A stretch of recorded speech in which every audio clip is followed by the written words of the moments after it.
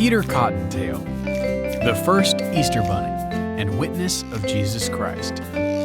Written by Eric W. Reynolds. Narrated by Dylan Wheeler. To my grandchildren, may your search for our Savior Jesus Christ be your life's quest.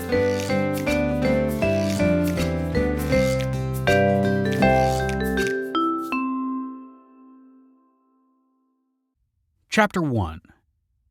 Rabbits. Being a rabbit is hard. I'm a 3-year-old Cottontail, that is 3 years old in human years. In rabbit years, I'm about 90 years old. We rabbits only live 3 or 4 human years. Can you imagine living only that long? Our lives can be much shorter if we're not careful. That's why, when we were only a few months old, Mother called us kits or baby rabbits into the nest for safety school. You see, being a rabbit is dangerous. For some reason, when humans see a rabbit, they think of how yummy we taste. Now, I know if you saw me, you'd think I was the cutest little fluffy animal. You would want to snuggle and pet me, because you are a nice person. Around Jerusalem, people see a rabbit and pull out their knives and spears. That's what Mother told us in safety school. She told us about humans who throw rocks at you, humans who want to eat you, humans who will feed you to their dogs, and humans who might kick you just for fun. Mother gave us a list of animals we must run from, too. Such a long list. Trust me when I tell you, we are cute, but we don't taste great. Go eat some chicken, or better yet, have some grass. Oh, it's so good. I could eat grass all day long. Did you know that many rabbits live in holes in the ground called burrows? But we cottontails build small nests above the ground, like hares. Hares are quite a bit bigger than we are, though, and aren't nearly as cute. I hear they taste better than we do, too. Let me tell you a couple more things about rabbits. We understand humans when they talk. To make it even better, God gave us these huge ears, so we can hear even the quietest whispers. Our eyes are pretty good, too. We can see well day or night. Lastly, humans think we don't talk. After all, when you sing Old MacDonald Had a Farm, do you ever sing about the rabbit? Occasionally, if we get hurt, we squeal. We're pretty quiet, but we do communicate. We look into each other's eyes and understand what the other is saying. I think humans call it mental telepathy. Awesome, right? Chapter 2. Beautiful Lily. I come from a large family. You know how 2 babies born at the same time are called twins and 3 are triplets? Well, my mom had 10 babies at once. I think they call that dectuplets or decaplets or something like that. My brothers are Flop, Hoppity, and Ezra. Whitey is the oldest girl. She was born first and teases me the most. Elizabeth, Dot, Hannah, Olive, and Soraya are my other sisters. Pretty big family, huh? Mother named me Peter after a human who followed someone named Jesus. She said Jesus wasn't like other humans. She never feared him. Jesus looked into her eyes and talked to her as if he were another rabbit. Peter was Jesus' best friend. Around 3 months old, a teen in human years, I met the love of my life. As I hopped in the garden near our nest, this beautiful rabbit bounced over. "I'm Lily," she said. I sat there staring at her pure white fur and adorable brown tail, speechless. "Are you trying to say anything to me?" she said after a long wait. Luckily, rabbits can't read minds unless you're talking to them. I choked at being caught staring at her, but decided to play it cool. "Do you want to have a jump-off?" Occasionally, rabbits have jump-offs for fun. We count to 3 and then leap as high or as far as we can. Lily and I decided to jump for distance first. 1, 2, 3, we yelled. Lily vaulted past me, easily. As she did, my eyes focused on that cute brown tail of hers, and I forgot about the landing. I turfed it. Quickly, I picked myself up from my wreck, shook off the dust, and bounced over to her. doing my best to seem cool. "You really can jump," I said, trying to turn the focus away from my clumsiness. She glanced back at me. "Thanks. You're not so bad yourself." I smiled. Most boys don't like to be beaten by girls, but around Lily, it was fine. Lily smiled. "Do you want to hop around the garden with me?" She still wanted to be around me? "Sure." We hopped in the garden the rest of the day, stopping occasionally to eat grass. It was one of the best days of my life. We agreed to meet the next day and do it again. Chapter 3. Jesus. A few days later, Lily and I happened upon a small group of humans visiting with one another. Excited humans are entertaining to listen to, so we thought it safe enough to hide behind a bush and eavesdrop on what they said. "You have to meet him," said one of the male humans. "Jesus is a masterful teacher." "When is he teaching again?" a woman asked. "He will speak from the mount tomorrow afternoon," the man said. I turned to Lily, the human's forgotten. "They're talking about the human named Jesus. My mother met him, and I'm named after his best friend. We should go listen to him too." Lily took a step farther behind the bush. "I don't usually leave the garden. I feel safe here." "We'll stay together and be very careful," I said. "Please come with me. I would love to see Jesus. Mother says he communicates with rabbits as if he is one." Lily tilted her head and scrunched her cute button nose for what felt like a long time. Finally, she agreed to go. We left early the next day. It takes a human about an hour to reach the mount, but we took longer. Neither of us had ever been that far from the garden before. My heart pounded in both fear and excitement to see Jesus. Lily and I kept a close eye on our surroundings. Humans, dogs, hawks. Safety class ran through my mind. Part of me wanted to turn back, but Lily was following my lead, so I needed to be brave. As we neared the top of the mount, humans gathered around a large rock. We hopped over to a bush and hid. A large crowd gathered around us. I never saw so many humans in one place. We were surrounded. I looked at Lily with as much confidence as I could. "It will be all right." She didn't answer, staring at something ahead of us. I followed her eyes and watched a man stand on a large rock in front of us. His warm expression calmed all my fears. He smiled at the crowd and began to slowly speak. "Blessed are they that mourn, for they shall be comforted. Blessed are the pure in heart, for they shall see God. Let your light so shine before men, that they may see your good works, and glorify your Father, which is in heaven." Never had the words of a man or rabbit touched me the way Jesus' words did. They penetrated to my heart. Mother was right. This human was different. He was special. I glanced at Lily, her eyes fixed on Jesus. I nudged her until she faced me. "Are you okay?" Lily smiled. "Do you think he includes rabbits among the blessed?"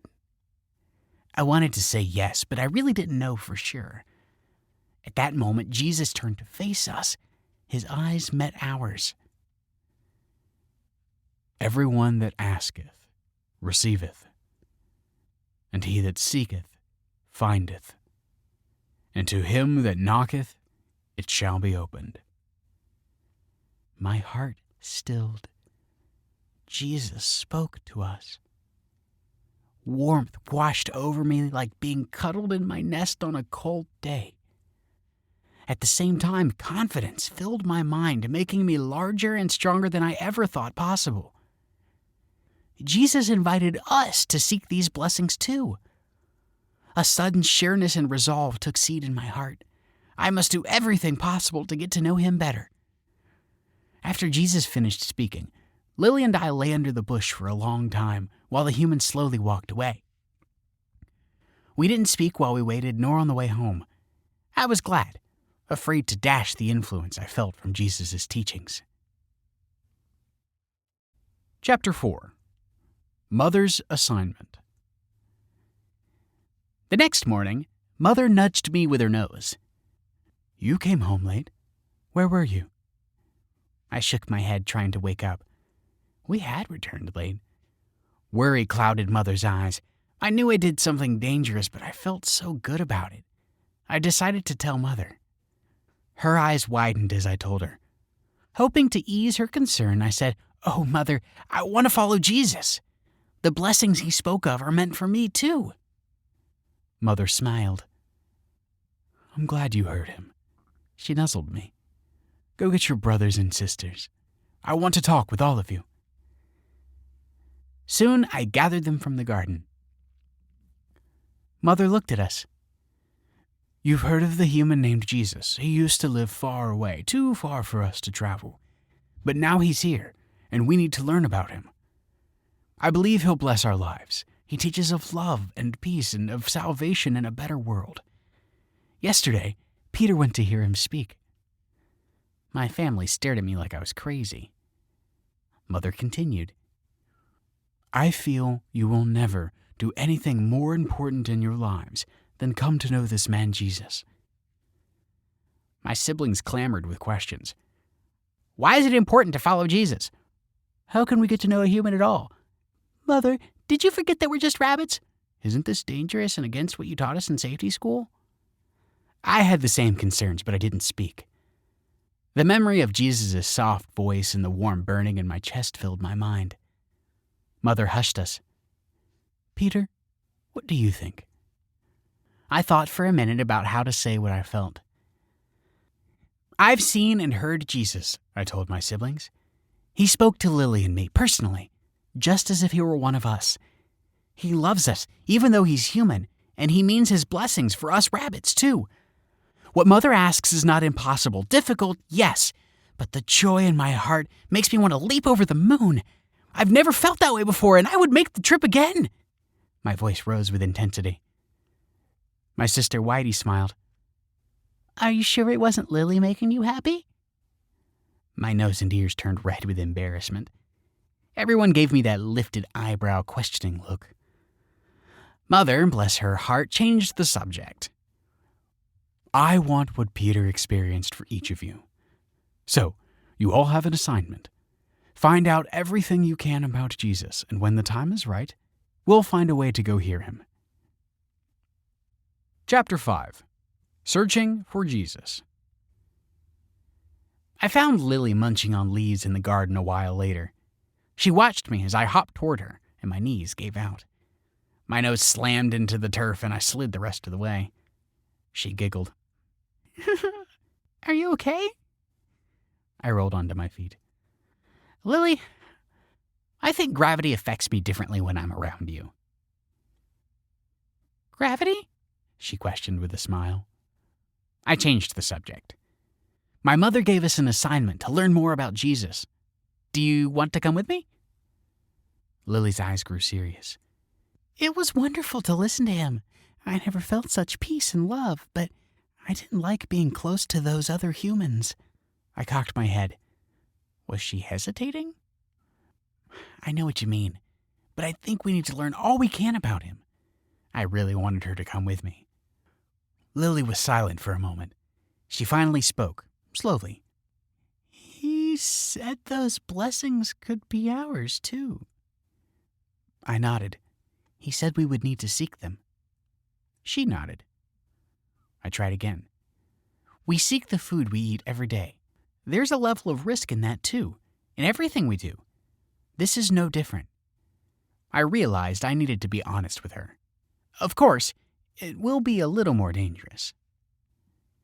"I feel a need to seek Jesus," she said, "but I don't want to die in the process." My heart sank a little. "We'll be very careful, and we're fast." I blushed, remembering our first day together. "Especially you." She looked at me long and hard. "I think you'd go learn about him even if your mother hadn't said anything." That brought me up short, and I considered her words. I nodded slowly. They were true. Lily rolled her shoulders slightly. "Aren't you nervous at all?" I thought about it. Following Jesus will probably be dangerous. But if we have more days like yesterday, isn't it worth it? It was Lily's turn to think for a minute. Finally, she glanced up. Yes, she gave a brave smile. And it will be worth it to spend time with you, too. I couldn't believe what I heard. Lily, the most beautiful rabbit in the world, wanted to spend time with me. Lily suggested we learn more about Jesus by listening to the humans in the garden. They knew his whereabouts and could help us find him. My shoulders slumped in disappointment. Something in me wanted to leave the garden and find Jesus that very moment, but I saw the wisdom of Lily's words. We decided that whenever humans came into the garden, we would creep close enough to hear their conversations. Humans shared our excitement about Jesus. His name came up often, but for days we heard nothing of where he spent his time. My siblings also listened. They came back with wonderful accounts. Jesus forgave a paralyzed man of his sins and commanded him to walk. Jesus said a person's greatest love was his willingness to lay down his life for his friends. Jesus said those who keep his commandments are his friends. A woman touched Jesus' clothing, and an illness she suffered with for years disappeared. Jesus went to a man named Jairus and commanded his daughter to rise from the dead, and she lived. He also taught in parables, simple stories used to teach spiritual lessons. My family experienced the same excitement I felt. We all sought Jesus. Everyone wished to see him do miracles. I just wanted to be near him again, to feel the love and peace emanating from him. It irritated me to be stuck in the garden. I would have gone as far as Galilee, a 3-day journey for a rabbit, to see Jesus heal Jairus' daughter. At the same time, I knew my chances of getting that far were not good, so I hoped Jesus would come back. Chapter 6. A Personal Invitation. Early one gray morning, I was munching on some grass for breakfast. Something stirred at the garden's entrance, and I reared up, my fur bristling. The birds twittered loudly, hiding any other sound. My eyes darted back and forth, and my nose wiggled nervously, trying to pinpoint the source of the noise as I backed farther into the bush. A male human walked into my line of vision. His back was toward me, but I knew him at once, and my heart leaped. It was Jesus, here, in my own garden. He came back alone this time. Maybe I could ask him some questions. I thrilled inside and jumped from the bushes. He knelt and bowed his head. I stopped short, deciding not to interrupt him. For a long time I sat and watched him as he prayed. A special peace settled over Jesus and the surrounding area, including me. There it was. I felt it again. Love, peace, and something else. An unexplainable certainty that everything about Jesus was true. At last Jesus rose and sat against an olive tree. His eyes closed, he appeared deep in thought. I hesitated to approach him again. Then Jesus opened his eyes and looked at me. "It's a beautiful morning. Wouldn't you agree?" I hopped closer. "Where are your followers?" "Asleep," Jesus said. "This gives me time to gather strength and communicate with my Father about what lies ahead." I twitched my nose. "Ahead?" He smiled. "Even Jesus Christ needs quiet time to gather his thoughts and seek his Father's will." Seeing no one else around, I asked, "Where is your Father? Is he coming here to talk with you?" Jesus shook his head. "Bring your family to the mount today, and you will meet him." I peeked back in the direction of the nest. This was a perfect chance for my entire family to meet Jesus. When I turned to Jesus again, he was walking further into the garden. Somehow, I knew I shouldn't follow him. It would take my family and me the better part of the day to make it to the mount, so I bounded off toward our nest. Chapter 7. Jesus is Changed. We decided to travel in smaller, separate groups. Lily and I led the way. When I told her about my experience with Jesus and that he wanted us to go to the mount again, she seemed reluctant, but decided to come with me. She stuck close as we traveled. Thoughts of Jesus pushed the memory of safety school out of our minds. We didn't travel quietly, and several humans tried to chase us down. Thankfully, we were fast. When we reached the top of the mount, we found a grassy area and had lunch. No humans were here today, which was fine by me. A short time later, Jesus walked up the hill with 3 men. Mother turned to me and said, "The human next to Jesus is Peter." I stared at the man I was named after. He looked nice, but didn't appear to be anything special. But then, Jesus didn't either, so I imagined there was more to Peter than met the eye. Jesus glanced in our direction. "Welcome, my furry friends," he said without moving his lips. My brothers and sisters fidgeted with excitement at finally meeting Jesus. I feared all this activity would give us away, but Jesus' friends didn't seem to care about us. Jesus turned toward the 3 men. "Peter, James, and John, behold." As he spoke, Jesus changed in front of our eyes. His face grew bright as the sun. His clothes glowed stunning white. He was glorious, like a god. 2 men, also glowing brightly, appeared and began to speak with Jesus. Jesus called them Moses and Elias. Then a bright cloud moved over us in the sky. A powerful voice came from the cloud. "This is my beloved Son, in whom I am well pleased. Hear ye him."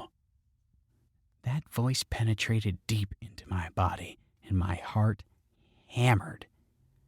Lily trembled beside me. We fell to the ground and covered our faces. I peeked through my paws and watched Jesus walk over to Peter, James, and John and help them stand. They, too, had been overcome by the voice. Jesus now stood by himself, and he looked like he had this morning. The shining prophets and clouds were gone. Jesus said, "Tell the vision to no man, until the Son of Man be risen again from the dead." Then Jesus led his speechless friends down the mountainside. He smiled at Lily and me as he passed. Lily nuzzled against me, placed her face next to mine, and hugged me with her front paws. "I'm glad I came with you," she said, her voice soft and filled with wonder. My family hopped toward us once they were gone, everyone talking at once. Jesus was definitely more than a prophet. What did he mean, "until the Son of Man be risen again from the dead"? Who was Jesus speaking of? As the sun set, we dashed back to our garden. Humans would have a hard time seeing us at night, so we felt safe. We stopped along the way to ask each other questions about what we saw. My siblings talked non-stop about Jesus. They asked me to retell the blessings Jesus promised. I did my best to share what I learned. Chapter 8. Who is Jesus? The next day, my siblings still spoke about the experience. My brother Hoppity said, "I felt the strongest love I've ever felt in my entire life." Whitey nodded. "It was an experience I'll never forget." Flop piped up, "I want to see Jesus again." Mother joined us. "When I was a young rabbit, I didn't live here. I lived near the Jordan River. One day, Jesus came to the river to be baptized by a prophet named John the Baptist. As he came out of the water, the Spirit of God descended like a dove upon him. Then, just like yesterday, I heard a voice from heaven say, 'This is my beloved Son, in whom I am well pleased.'" Mother continued, "I did some thinking last night, and I believe that voice from heaven is God, and Jesus is his Son." I thought about what Mother said. Jesus, the Son of God? He did say we would meet his Father on the Mount. What was the Son of God doing here? I had to see Lily. I flew around the garden searching for her and discovering her eating in a patch of grass. Once again, I found myself captured by her beauty. Those whiskers were perfect in every way. As before, my back legs failed me as I gazed at her. I crashed to the ground and rolled over and over, finally coming to stop in a prickly bush. Lily giggled. Gravity again? I changed the subject. Lily, Mother just explained who Jesus is. Who Jesus is? Lily asked. Yes! Jesus is the Son of God, I exclaimed. She stopped eating. So, was that God's voice coming from the cloud? Yes, I said. Do you remember what he called Jesus? She nodded. He called Jesus his beloved Son. Yes, I said. Now we just need to figure out why he's here. Chapter 9. Jesus is here to help. Days passed before we heard more of where Jesus would be. When we did hear, the news was sad. John the Baptist had been killed. A king ordered his beheading. Mother wept. John the Baptist and Jesus were close friends. My heart sank. What would Jesus be feeling right now? Whitey brought the news. Jesus is going to meet his followers in the desert tomorrow afternoon. I think people are shaken by what happened. Mother nodded. He will want to comfort them. But Jesus needs comfort too, I thought. Truly, he was someone special. We need to be there, I said. Mother nodded. Let's get a good night's sleep. We'll leave early in the morning, while it's still dark. Not many humans will be out at that hour. I couldn't sleep. I waited until everyone else dozed off. Then I quietly made my way to Mother. Every time Jesus does anything, he helps others. Even now, when his friend is dead. Why? Mother shifted in the darkness. I think it's as natural for him to help as it is for us to hop. Prophets for centuries have prophesied that the Son of God would come to redeem and save the world. I was puzzled. What do we need saving from? She looked at me. From death. From pain. From sin and its effects, both on those who sin and on those sinned against. From anything that keeps us from returning to God. I scratched my ear with my back leg. But how is Jesus going to do that? He can't heal everybody, can he? Not everyone will listen to his teachings. And what about John the Baptist? Jesus couldn't save him from death. Mother settled farther into the nest. He's here. He's the Son of God. He will do it. That's why we need to follow him, so we will know when he doesn't. Chapter 10. Fish and Bread. The next morning we left for the desert with mixed emotions. John the Baptist's death was another example of human cruelty. Cruelty we were all too familiar with. I knew Jesus must be hurting. The trip took hours. As we arrived, the number of people who came to hear Jesus speak frightened us. There must have been 5,000 men, plus women and children. We never saw this large of a crowd around Jesus before. Even I started trembling. Lily nuzzled me. Jesus is here. It will be all right. I stopped for a minute to think. She was right. We had always been safe near him. All eyes fixed on Jesus as he walked among the people, healing anyone who needed it, and teaching as he went. We watched him for hours, and miraculously, no one tried to bother us. My siblings remained quiet, laser-focused on Jesus. A change was coming over them, their eyes becoming soft and filled with light. Lily and I found a bush close to Jesus as the sun started to set. I watched him. His shoulders sagged, his eyes filled with sorrow, his smile small and sad. It was obvious he was hurting, but he was here, helping people. A few disciples came to Jesus. "It's getting late," the human Peter said. "Send the people away so they can get food." Jesus replied, "Give ye them to eat." Another disciple shook his head.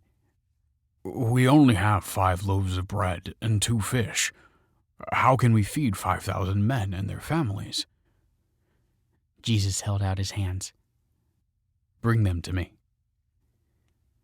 His disciples brought him the food. Jesus told the crowd to sit down while he blessed it. He then broke the fish and bread into pieces and handed it to the disciples, who passed it out to the people. Everyone ate until they were full. I stared at Lily. If it was anyone other than Jesus, I wouldn't believe what we saw. After feeding thousands of people, there was food left over. When the people finished eating, Jesus sent his disciples away on a ship, and all his followers too. He, in turn, walked toward the mountain, a stoop in his shoulders as he left. It was late, so we decided to gather together under a large bush between the desert and shore. I was surprised to find a large patch of tasty green grass growing near the bush. We hadn't seen any other grass in this area all day. Jesus was caring for us as well. We spent the night taking turns keeping watch. As the night deepened, it started to get stormy. Poppity scurried over to warn us that he spotted a human walking down toward the seashore. We peeked out of our bush to watch him. By the way he walked, I knew right away it was Jesus. Then, to my amazement, he walked right into the sea. Except he didn't walk into the sea, he walked onto it. The wind blew, waves lapped at his knees, and Jesus walked on water toward the ship on which his disciples waited. I gaped wide-eyed. The rest of that night passed in a blur. We tried to sleep, but our eyes stayed glued on the boat until it disappeared out of sight. Then we continued to stare at the sea and talk about Jesus. Chapter 11. Two Marys. Jesus did not come back to the garden, and we didn't hear much of him for some time after that. It seemed he went traveling again. I spent a lot of time with Lily. We grew closer, and I imagined that soon we would start our own family. I couldn't imagine life without her. Lily and I were eating in the garden one day when two women walked in. One was older than the other. It turned out that both shared the name of Mary. The older of the two said that she feared that someone would hurt or possibly kill Jesus.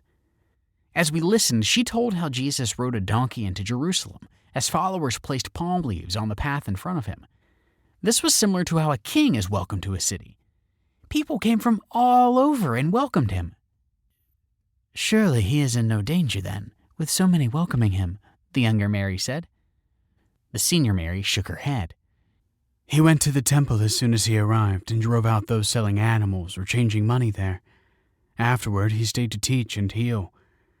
The Jewish leaders challenged Jesus and asked him where he got the authority to do these things."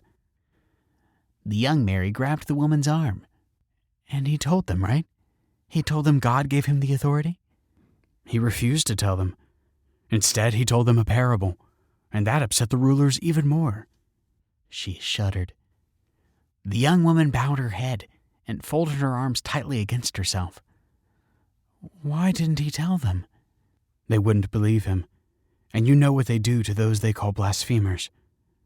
The younger Mary's head shot up, her eyes wide. "They can't! He won't let them!" I glanced at Lily. A dark feeling settled over the garden. My fur stood on edge, as if a predator lurked nearby. But I knew the predator was not for me. The two women stirred, and we turned their way as they left. "They'll leave him alone for Passover, won't they?" the youthful Mary asked as they walked. The older woman didn't smile or answer the question. "We have much to prepare for his supper." I gazed into Lily's eyes and lost myself in them. "Are we going?" asked Lily. "Going where?" I replied. Lily said, "To Jerusalem." I pulled up short. "We don't know where Jesus will have Passover." Lily cocked her head at the two retreating women. "They just said they knew." I missed that part. "Then yes, we will follow them." We both hopped home to tell our mothers what we were doing. When I told Mother about what the women said, her eyes widened. "I had no idea he was unpopular, and to be disliked by the rulers." "We need to go, Mother, to see what happens," I said. She shook her head. "It's too long and dangerous a journey for 12 rabbits, especially during Passover week. Jerusalem will be full of humans celebrating. It always makes them more careless with others' lives, rabbits and men both. Disappointed, I knew she was right. Lily and I will go then, I told her. We'll be careful. Mother's eyes filled with worry, but she nuzzled me before I left. Chapter 12. The Last Supper. Following the women turned out to be a challenge. They were, after all, human and could walk right into the city. We, however, had to bound from one hiding place to another. Hungry humans spotted us a couple times and chased us. In the pursuit, we lost track of the Marys, but rabbits have a great sense of smell, too, and eventually we found them again. When the women finally stopped at a large house, Lily and I sank in exhaustion, our nerves raw. A donkey cart nearly ran me over during the last chase, and Lily nursed cuts on her left hind leg where a cat pounced. I heard for her as she trembled, struggling to catch her breath, her eyes wide with fear. I wondered if following Jesus was too dangerous. We came so close to dying today. I nuzzled close, trying to comfort her. It was hard because I still fought fear myself. It will be all right. She didn't speak or even look at me. I nuzzled her again. Jesus is here, I said. We'll be safe. At that reminder, her breathing slowed. Shortly after the Marys entered the house, a light shone through the window of an upper room.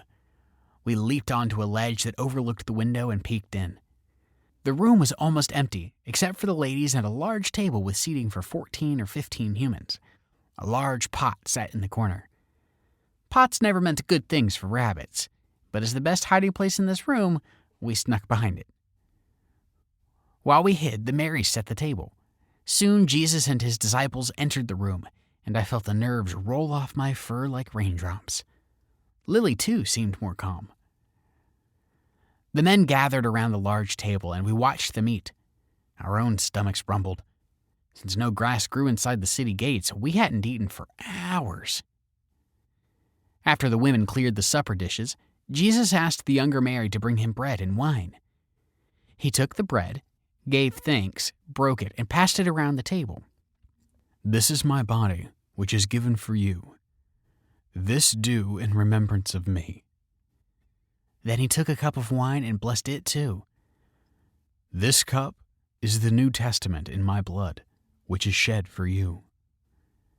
A shudder passed through me, and I glanced at Lily. Why is he talking like this? Lily's eyes glistened with tears.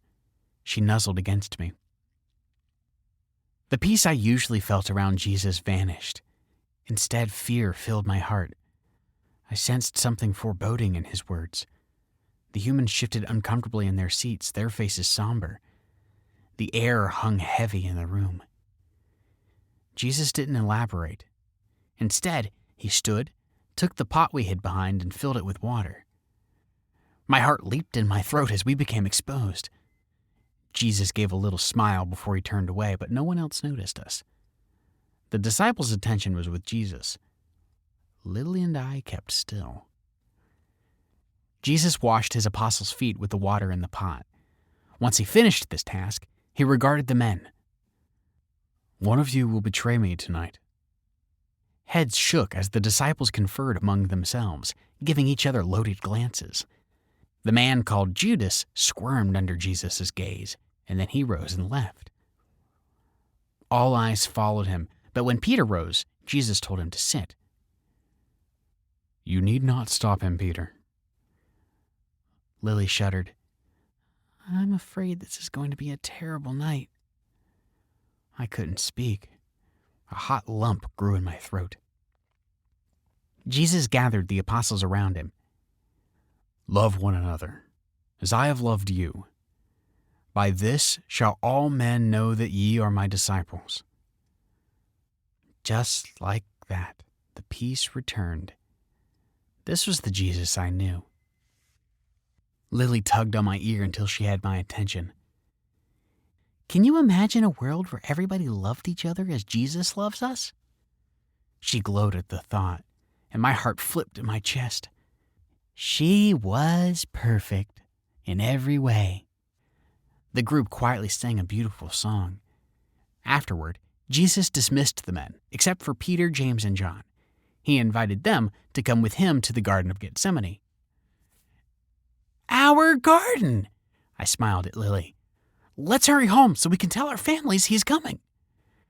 Lily shook her head and the brightness was gone. "I have a feeling this is not something we should wake everyone for." At that moment, Jesus focused across the room, right into our eyes. "Lily is right. Please let the others sleep." He smiled at us, but something in his expression unsettled me. Chapter 13. The Garden of Gethsemane. We followed the men to the garden. A somberness settled over Jesus, a heaviness that set my nerves on edge. He found a spot more secluded than others and asked Peter, James, and John to pray while he moved farther into the garden. Lily and I followed Jesus and watched as he knelt to pray. Lily bumped me and pointed at Peter, James, and John. Unbelievably, they were nodding off. Jesus moaned, drawing our attention to his tense body and uneven breathing. I couldn't understand it. There was no one else in the garden except his friends. What was hurting him? "Oh, my Father, if it be possible," he whispered, "let this cup pass from me. Nevertheless, not as I will, but as thou wilt." Tears stung my eyes. Jesus needed help. I scurried toward him, but Jesus looked up and saw that Peter, James, and John slept. He rose and walked over to them, gently shaking them awake and asking them again to pray. Jesus passed as he walked back into the garden. He shook his head at me, his lips pressed together in a straight line. I had to obey and sank back into the grass. Kneeling once again, Jesus bowed his head. His body bent, the trembling renewed. His strained voice cried, "Oh, my Father, if this cup may not pass away from me, except I drink it, thy will be done." He began to gasp for breath. I couldn't move or tear my eyes away. I could barely see him through the wetness running down my cheeks. Seeing Jesus suffer hurt me in a way I didn't know possible. My whole body ached for him. At some point, Lily sat beside me and I leaned into her for support. I became aware of her sobs, her face wet with tears. The scene repeated, waking the disciples, praying for deliverance, and suffering when deliverance did not come. Jesus hunched into the grass as if the weight of the world crushed him. In the moonlight, his face and hands reddened as great drops of blood trickled to the ground. His fight for breath became rapid, shallow, and coarse. Lily sank to the ground, and I couldn't hold myself up either. I didn't want to watch anymore, but I couldn't leave Jesus. Suddenly, an angel appeared and laid his hands on Jesus, staying with him as he continued to tremble and groan. A different sob caught in my throat. Jesus did have help. Just when I thought he couldn't take any more pain, Jesus' suffering eased. His body quieted, his breathing free. At last he struggled to his feet. He stumbled to the stream and washed the blood away. The angel left. After washing, he gazed at Lily and me. Leaning against a tree for support, he weakly spoke. "Thank you for being with me. I suffer for the sins and sorrows of the world, that all may find peace in me." He then turned and walked toward his disciples to wake them yet again. As the three rose, a large group of men approached. Swords glinted in the light of their torches, and some men carried staves. No one smiled. My heart leaped in my throat. I nipped Lily and we scurried behind the closest tree. Judas led the group toward Jesus, leaned forward and kissed him on the cheek. Then the men grabbed Jesus. He sagged into them. No, I thought. Without warning, the human Peter raised his sword and cut off the ear of one of the captors holding Jesus. The man screamed and crumpled to the ground, holding his head. Peter lifted his sword to strike another man. Jesus threw out his arm to stop Peter. "Put up thy sword. The cup with which my Father hath given me, shall I not drink it?" A cold shiver ran through me. Was Jesus not going to fight these men? Then, Jesus tenderly touched the injured side of the man's head. As he did so, he fixed his eyes on Peter, James, and John and gestured with his chin for them to disappear into the garden. They hesitated, and he glared at them, his mouth a tight line. That was enough. They evaporated into the night, the mob distracted by the screams of the injured man.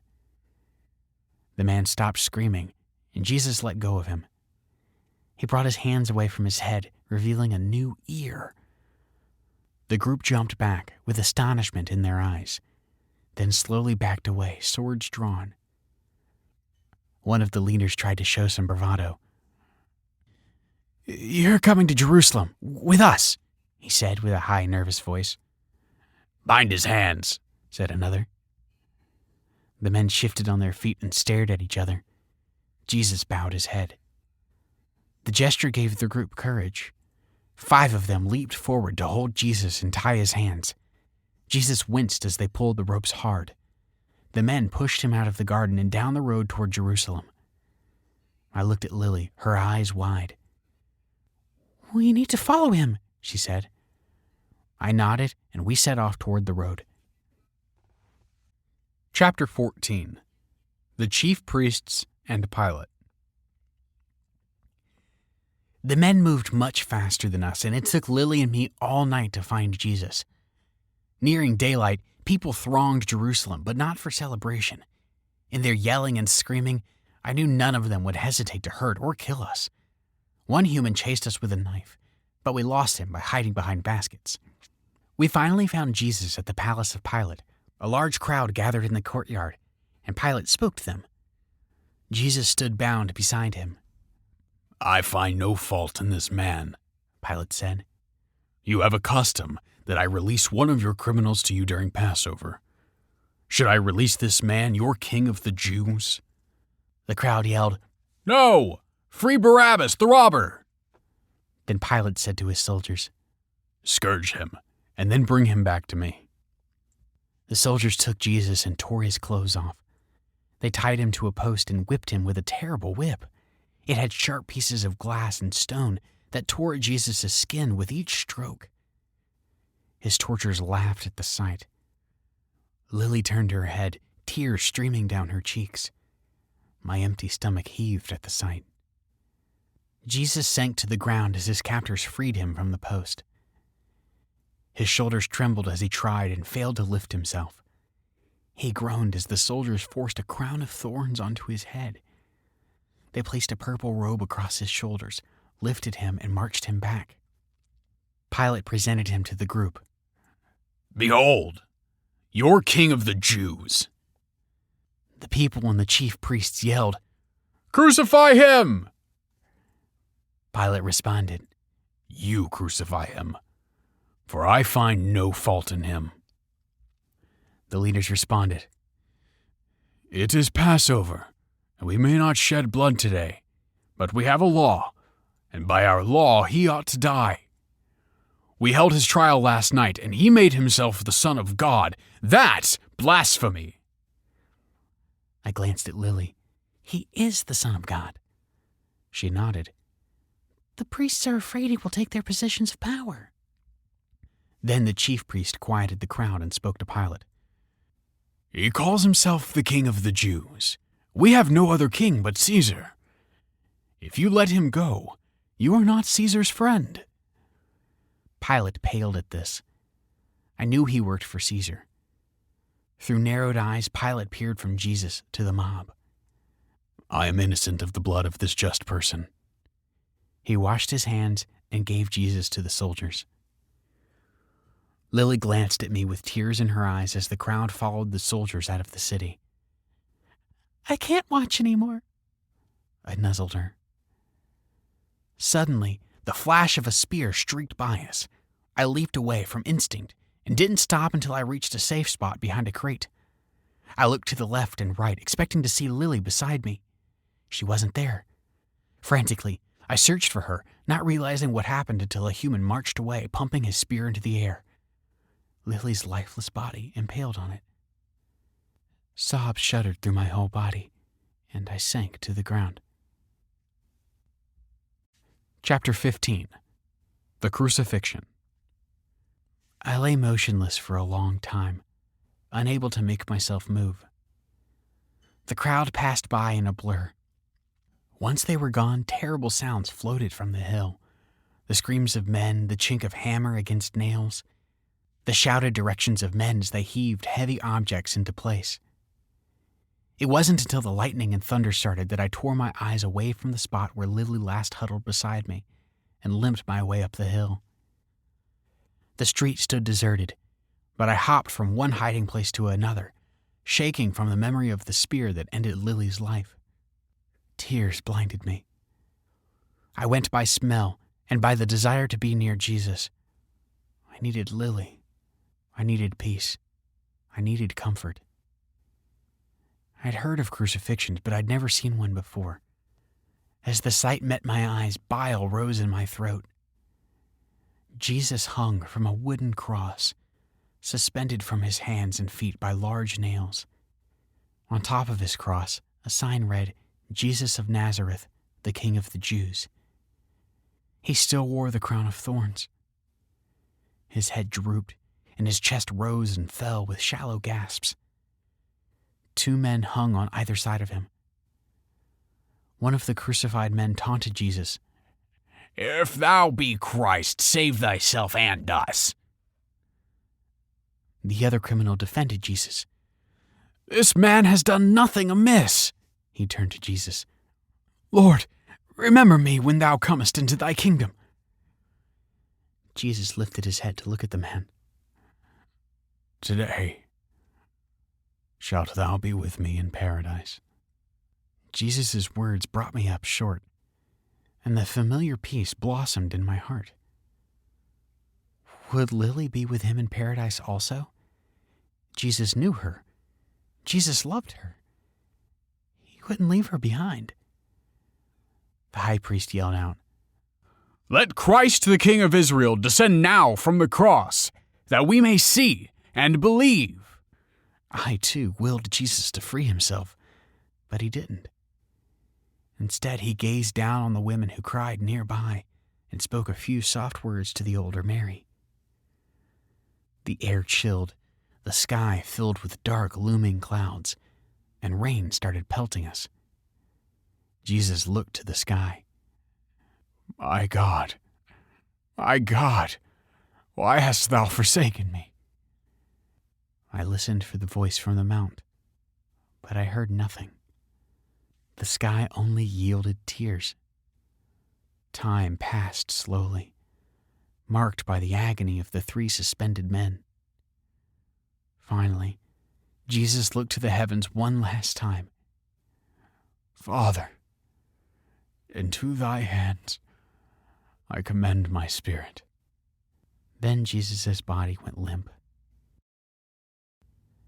The earth quaked, and lightning danced around us on the hill. The thunder shook me to the core. Humans cried out in fear and grief. Many fled the hillside. Jesus' followers and the soldiers stayed and braced themselves. I hunkered down as the storm raged. Eventually, as the storm moved on, a soldier reached up with his spear and stabbed Jesus in the side. Water and blood poured from the hole in his side. Jesus had died, and there was nothing I or any of his followers could do about it.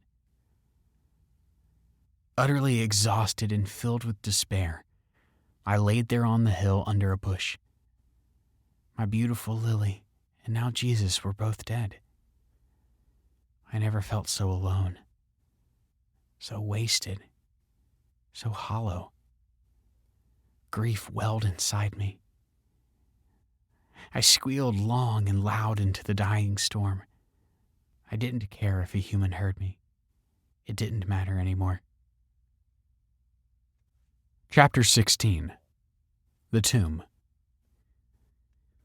After what seemed like hours, some people came up the hill and joined the small group of Jesus' followers. One handed the soldiers a message and asked for the body of Jesus. The soldiers let them retrieve it. Several women wrapped Jesus in linens, and the men carried him off. 2 soldiers followed closely. My paws and head hurt as I rose to follow them too. We eventually arrived at a small cave with a large round stone in front of it. The humans called this cave a tomb.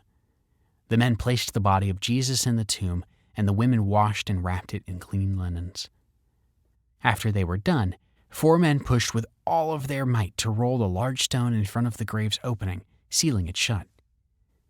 The 2 soldiers stood guard in front of the cave as the others left. Why they would stay to guard Jesus' body, I didn't understand. Did they think he would try to get out of the tomb, or that someone else could come and roll that stone away and steal his body? That one seemed more likely, but why would anyone go to that trouble? Jesus' followers walked away. No friend stayed behind. I resolved to stay, watching the soldiers until I fell asleep under a bush. When I woke, my body still drained of energy. I nibbled half-heartedly on some grass. Then my ears picked up a noise behind me. The memory of the spear set my heart racing, and I spun around to see what was coming. My brother Ezra bowled into me. "Mother heard about Jesus. She sent us to find you, to see if you were all right." "How did you know to find me here?" I asked. Ezra shrugged. "I heard that Jesus was buried here, and knew you'd follow wherever he went." He glanced around. "Where's Lily?" I blinked hard and took a deep breath, forcing the tears back. My throat tightened, and all I could do was shake my head. Ezra's face fell. "I'm sorry, Peter." I swallowed the lump in my throat. "Go tell Mother I am safe, and then I'm going to stay here for a while." Ezra cocked his head and asked, "Why?" I shook my head. "I don't know. I just can't leave him yet." Ezra nodded slowly and then was gone. I settled in to watch the tomb and wait. For what, I did not know. Chapter 17. The Resurrection of Jesus. Early the next morning, a bright light awoke me. An angel, dressed in white, stood near the tomb. He pushed the large stone away from the entrance all by himself. The soldiers cried out and fell speechless to the ground. Then Jesus, yes, Jesus, stepped out from the grave. My heart leaped, and I rubbed my eyes to make sure this wasn't some wonderful dream. He was alive, and not only alive, but clean and whole and unhurt again. He stood there for a moment, gathering in the world around him. Only peace and something majestic showed on his face. He looked at the unresponsive soldiers and then crossed over to where I sat on my hind legs, dumbfounded. Lowering to one knee in front of me, he fixed his kind eyes on mine. "Peter, thank you for staying with me. These last few days have been hard for you. But I live again, and so will Lily, and you. Today, I overcome death and sin for the world." I remembered Mother's words. He did it! Tears of happiness stung my eyes. A warm feeling full of love surged through my body. I knew what he said was true. Jesus, God's Son, had overcome death and sin for each of us. Jesus reached out and touched my paw. "Peter, you are a faithful friend, and you shall have every blessing you desire. That is the quality of your heart. I have a mission for you now. You must witness to the world that all can find peace, happiness, and eternal life through me." Our eyes met. Love swelled in my chest. Joy, hope for a better world, gratitude for what he did for me and my Lily. With all this, a desire, a need to share. "Thank you, Jesus, for this special mission, but I'm a Cottontail rabbit. How should I do it?" Jesus smiled. "You will find a way, and I will help you when the time is right. My Spirit will be with you to comfort you, to lead and guide you in the way you should go. Now, gather your family to the mount." I blinked and Jesus was gone. But that familiar peace remained with me. With new energy, I took off to find my family. Chapter 18. The Risen Lord. I hopped as fast as I could to the garden where my family soon surrounded me. "We don't have much time," I said. "Jesus is alive. If you want to see him again, come to the mount." Mother led the way as we charged up the side of the mount. Near the top, we saw Jesus' disciples also gathering together. In a safe spot under a large tree, we waited for Jesus to arrive. After a few more disciples joined the group, Jesus appeared. His broad smile radiated love. "All power is given unto me in heaven and in earth. Go ye therefore, and teach all nations, baptizing them in the name of the Father, and of the Son, and of the Holy Ghost, teaching them to observe all things whatsoever I have commanded you. And lo, I am with you always, even unto the end of the world." I glanced around at my family. My heart ached for Lily, but I knew we would be together again. Jesus then lifted his hands in farewell and rose into heaven. We watched until he vanished into the clouds. Chapter 19. Easter Eggs. For the next several months, humans told of Jesus appearing to others. We heard stories of Jesus' believers being persecuted for following him even after he'd gone. We also learned that Peter and the other disciples continued to heal the sick and spread Jesus' teachings. Over those months, we tried to figure out how to testify of Jesus. The 1-year anniversary of his resurrection approached, and I still had no idea how I should witness to the world. One morning, as my family and I ate our breakfast of grass, a chicken walked over, laid an egg in the middle of our nest, and walked off. I looked at Mother. What is she thinking? "It doesn't appear she wants it," Mother said, following the chicken with her eyes. I picked up the egg and followed the hen across the garden. She settled next to her nest underneath a bush. Why is she next to her nest full of eggs and not on it? I wondered. As I pondered this, the most amazing thing happened. A small chick struggled from one of the eggs. The empty shell fell away. A vision of Christ emerging from the tomb filled my mind. The egg was like the tomb, and the tiny chick exited it, alive, just like Jesus had. I knew humans used eggs. An idea formed, and my heart exploded with excitement. Jesus sent this chicken to help me. With the egg hugged to my chest, I bounced over to share the plan with my family. I didn't know how we would get the eggs needed, but together we prayed for an answer. Miraculously, over the next several days, more and more chickens came to the garden, laid eggs, and walked off. This was the answer. My family and I gathered them into a huge pile, hundreds of eggs. I knew what to do now. Jesus gave us a way to share his message. The night before the anniversary of Jesus' resurrection, we placed the eggs around the city, in odd spots where chickens don't usually leave their eggs. We saw humans, but they didn't see us. By the time morning came, we were spent and climbed into the nest. I slept all day and night. The next morning, I awoke to the sound of humans talking in the garden. The word eggs caught my ear, and I hopped over to hear what they said. 2 women walked together. "Eggs, all over Jerusalem yesterday morning," said one. "It was strange," the other replied. "Especially strange because it's the anniversary of Jesus' resurrection. Do you think there's a connection?" Although they walked toward me, they couldn't see me. I yearned to tell them the connection.